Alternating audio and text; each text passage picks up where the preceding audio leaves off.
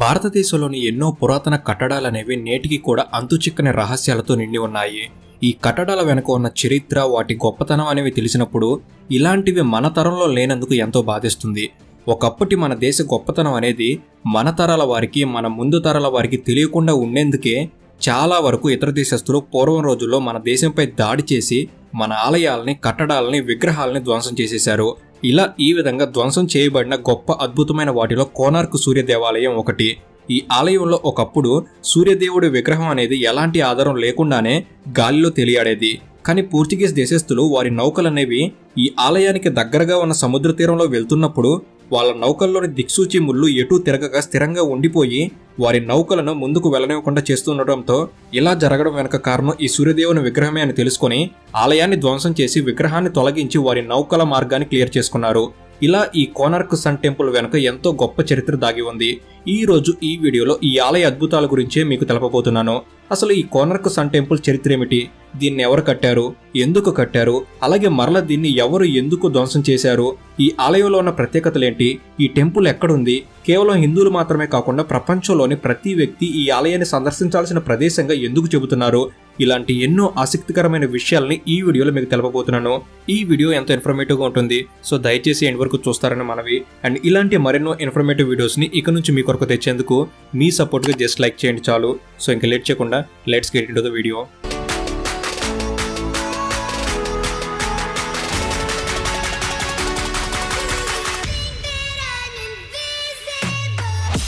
Number 1, మొదటిగా ఈ కోనార్క్ సూర్య దేవాలయం అనేది ఎక్కడుంది అంటే మన భారతదేశంలోని ఒడిషా రాష్ట్రంలోని పూరీ జిల్లాలోని కోనార్క్ పట్టణంలో ఉంది.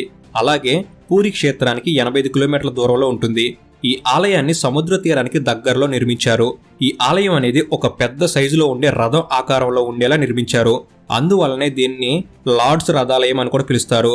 నెంబర్ 2, ఈ ఆలయానికి కోనార్క్ సూర్య దేవాలయం అనే పేరు ఎలా వచ్చింది? ఈ ఆలయాన్ని సూర్యదేవునికి అంకితం చేస్తూ కట్టడం జరిగింది. కోనార్క్ అనే ఈ పదం అనేది 2 పదాల కలయికతో ఏర్పడింది. అవే కోణం మరియు మందసము. కోణం అంటే మూల, మందసం అంటే సూర్యుడు. అంటే కోనార్క్ అనగా అర్థం సూర్యుని మూలలో. ఈ దేవాలయాన్ని సూర్యుడికి అనుకూలంగా ఉండే తరహాలో కట్టినందుకు కోనార్క్ సూర్య దేవాలయం అనే పేరును పెట్టడం జరిగింది. ఇక నెంబర్ 3, ఈ సూర్య దేవాలయాన్ని ఎవరు ఎప్పుడు కట్టించారు?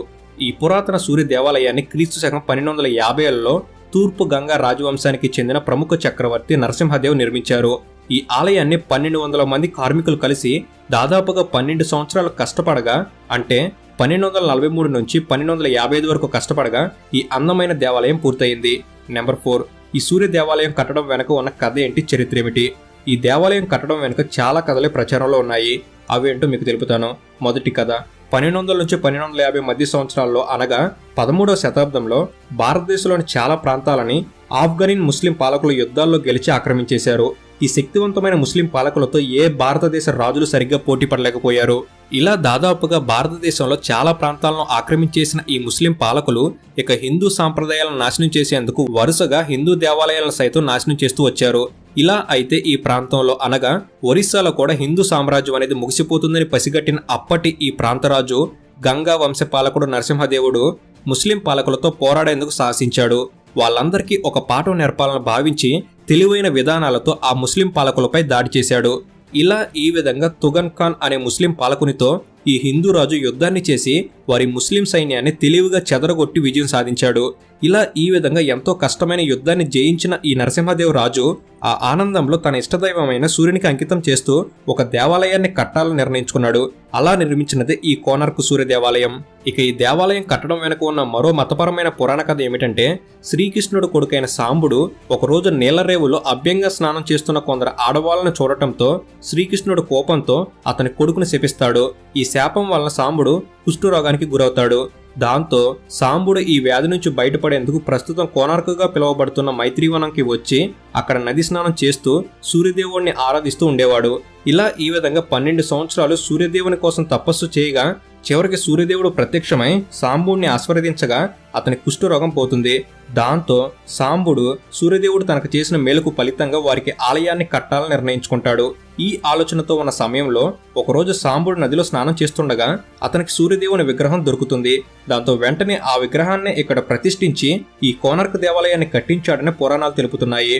అయితే ప్రస్తుతం ఆ విగ్రహం ఇప్పుడు కనిపించడం లేదు. ఆ విగ్రహం ఏమైంది అన్న విషయం ఇప్పటికీ రహస్యమే. సాంబుడు విషయంలో ఇలా తన వ్యాధి నయం కావడంతో చాలా మంది భక్తులు విశ్వాసంతో ఈ ఆలయానికి అప్పటి నుంచి వస్తున్నారు.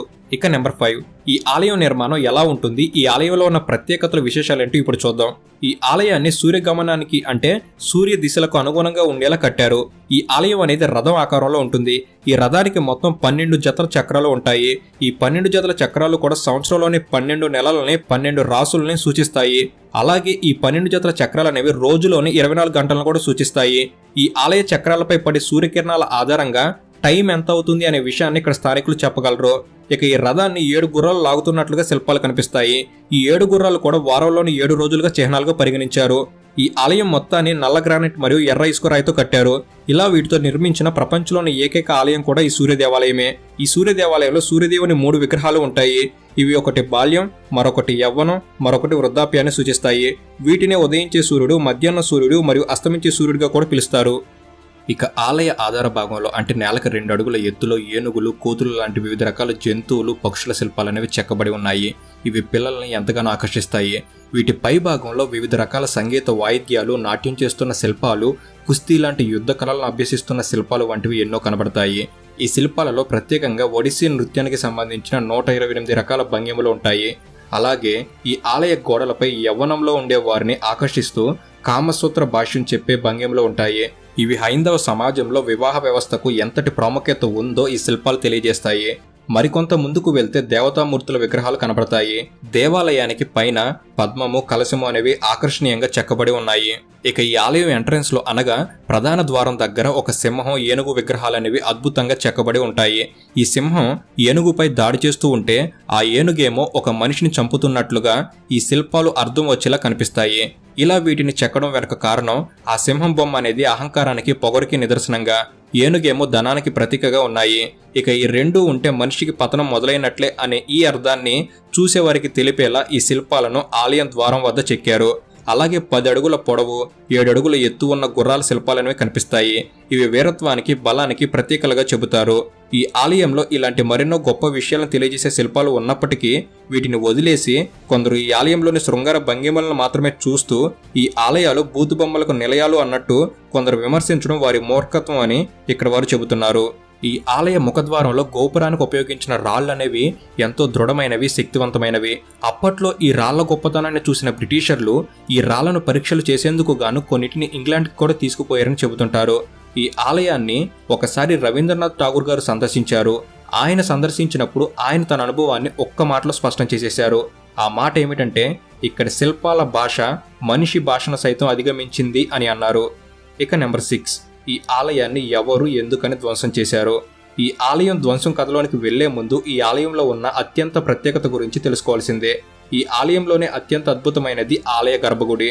ఈ గర్భగుడి పైకప్పులో 52,000 కేజీల బరువైన అయస్కాంతాన్ని అమర్చారు. అలాగే దేవాలయంలోని మ్యాగ్నెటైట్ రాళ్లను కూడా ఒక క్రమ పద్ధతిలో ఒకదాని మీదగా ఒకటి అమర్చారు. ఇలా ఎంతో జాగ్రత్తగా ఈ నిర్మాణాన్ని కట్టిన తర్వాత ఇనుముతో సూర్యదేవుడి విగ్రహాన్ని తయారు చేయించి ఈ విగ్రహాన్ని చివరికి గర్భగుడిలో పెట్టగా ఆ విగ్రహం ఈ అయస్కాంత ప్రభావం వలన నేలను తాకకుండా గాలిలోనే తేలుతూ స్థిరపడింది. ఇది చూసేందుకు ఎంతో అద్భుతంగా అప్పట్లో నిలిచింది. అలాగే ఈ సూర్యదేవుని విగ్రహం తలపైన ఒక వజ్రపు కిరీటాన్ని ఏర్పాటు చేశారు. దాంతో ఉదయం పూట వచ్చే సూర్యకిరణాలనేవి ఈ కిరీటంపై పడగా ఒక్కసారిగా ఆలయం అంతా ఎంతో అద్భుతంగా వెలుతురుతో మెరిసిపోయేది. ఇలా ఈ దేవాలయం అనేది ఎంతో అద్భుతంగా అప్పట్లో భారతదేశంలో పేరును తెచ్చుకుంది. సూర్యదేవుడి అనుగ్రహం వలన సాంబుడు తన శరీర రోగాల నుంచి విముక్తి పొందటం వలనే కట్టించిన ఈ ఆలయానికి ఎన్నో వందల మంది ప్రజలు, రోగాలతో బాధపడుతున్న వారందరూ సూర్యదేవుడి అనుగ్రహం కొరకు వచ్చేవారు. ఇలా ఈ విధంగా ఎంతో ప్రాముఖ్యతను సంచరించుకుంటున్న ఈ దేవాలయాన్ని 15వ శతాబ్దంలో ముస్లిం పాలకులు భారతదేశాన్ని ఆక్రమించాక వారి సైన్యం ఈ ఆలయంపై దాడి చేసి ధ్వంసం చేశారు. ఈ ధ్వంసం తర్వాత కూడా ఈ ఆలయం కాస్త తట్టుకొని నిలబడిన సమయంలో పోర్చుగీసు వారు ఈ ఆలయం దగ్గరలో ఉన్న సముద్ర తీరాన వెళ్తుండగా వారి నౌకల్లోని దిక్సూచి ములులనేవి పనిచేయడం ఆగిపోయాయి. కారణం ఈ ఆలయం గోపురంలో ఉన్న 52,000 కేజీల అయస్కాంత ప్రభావం వలన. ఇది గమనించిన పోర్చుగీస్ వారు ఈ ఆలయాన్ని మరింత ధ్వంసం చేసి ఆ అయస్కాంతాన్ని తీసుకెళ్లిపోయారని చరిత్ర తెలుపుతుంది. ఇలా ఎంతో అద్భుతమైన ఈ ఆలయం అనేది నేటికి పూర్తిగా దాని ప్రత్యేకతలను కోల్పోయి కొంతమేర మాత్రమే మిగిలి మన వరకు రావడం జరిగింది. భారతదేశంలోని దేవాలయాలన్నింటిలోనూ ఈ దేవాలయం ఎంతో ప్రఖ్యాతి చెందినది కావడంతో 1884వ సంవత్సరంలో యునెస్కో వారు ప్రపంచ వారసత్వ సంపదగా దీన్ని గుర్తించారు. అలాగే భారతదేశంలోని 7 వింతల్లో ఒకటిగా కూడా ఈ దేవాలయాన్ని చెబుతారు. ప్రస్తుతం మనం 10 రూపాయల నోటు మీద కనిపించే ఆ చక్రం అనేది ఈ ఆలయంలోని 12 జతల చక్రాల్లోనిదే. ఈ ఆలయం ఎంతగానో ధ్వంసం అయినప్పటికీ ఈ ఆలయంలో పాక్షికంగా దెబ్బతిని పడిపోయిన కొన్ని శిల్పాలను దగ్గరలోనే ఉన్న సూర్య దేవాలయ మ్యూజియంలో ప్రజలు చూసేందుకు భద్రపరిచారు. ఈ మ్యూజియంని ఆర్కియోలాజికల్ మ్యూజియం అని పిలుస్తారు. ఈ మ్యూజియంలో ఈ ఆలయానికి సంబంధించిన ఎన్నో శిల్పాలు, పత్రాలు, ఒడిశా పురాతన చిత్రాలను, వివిధ రకాల స్మారక చిహ్నాలు భద్రపరిచారు. ఈ మ్యూజియంని ఉదయం 10 నుంచి సాయంత్రం 5 గంటల వరకు పర్యాటకుల సందర్శనార్థం తెరిచి ఉంచుతారు. ప్రతి శుక్రవారం సెలవు. ఈ మ్యూజియం ఎంట్రన్స్ టికెట్ కాస్ట్ కేవలం 5 రూపాయలు మాత్రమే.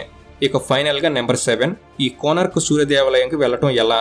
విమానం ద్వారా వెళ్లాలనుకుంటే ఒడిశాలోని భువనేశ్వర్కి విమానాల్లో చేరుకుంటే అక్కడి నుంచి 64 కిలోమీటర్ల దూరం రోడ్డు ప్రయాణం చేయాలి. రైలు ద్వారా వెళ్లాలనుకుంటే ఒడిశాలోని పూరి నగరం వరకు రైల్లో చేరుకుని అక్కడి నుంచి 33 కిలోమీటర్లు రోడ్డు ప్రయాణం చేయాలి. అదే బస్సు ద్వారా అయితే పూరి నగరానికి లేదా భువనేశ్వర్కి చేరుకుంటే అక్కడి నుంచి ఈ ఆలయానికి గవర్నమెంట్ బస్సులు అలాగే ప్రైవేట్ బస్సులు అనేవి ప్రతిరోజు నడుస్తూనే ఉంటాయి. ఇక ఈ ఆలయం టైమింగ్స్ వచ్చి ఉదయం 6 గంటల నుంచి రాత్రి 8 గంటల వరకు తెరుస్తారు. సో ఇది ఫ్రెండ్స్ కోనార్క్ సూర్య దేవాలయానికి సంబంధించిన విషయాలు. ఈ వీడియో అనేది మీరు కొత్త విషయాలు తెలుసుకోవడంలో ఎంతో కొంత ఉపయోగపడిందని నేను భావిస్తున్నాను. ఈ వీడియో కనుక మీకు నచ్చినట్లయితే జస్ట్ లైక్ చేయండి చాలు. ఇలాంటి మరెన్నో ఇన్ఫర్మేటివ్ వీడియోస్ని ఇక్కడ నుంచి తేబోతున్నాను. వాటిని మీరు కూడా పొందేందుకు తప్పకుండా మన తెలుగు నాలెడ్జ్ని సబ్స్క్రైబ్ చేసుకుని బెల్ని ఆన్లో పెట్టుకోగలరు. అండ్ మీ అందరికి ఇష్టమైన మీ ఫేవరెట్ టెంపుల్ ఏమిటి అనేది కామెంట్ సెక్షన్లో నాతో పంచుకోండి. Thank you for watching. Have a good day.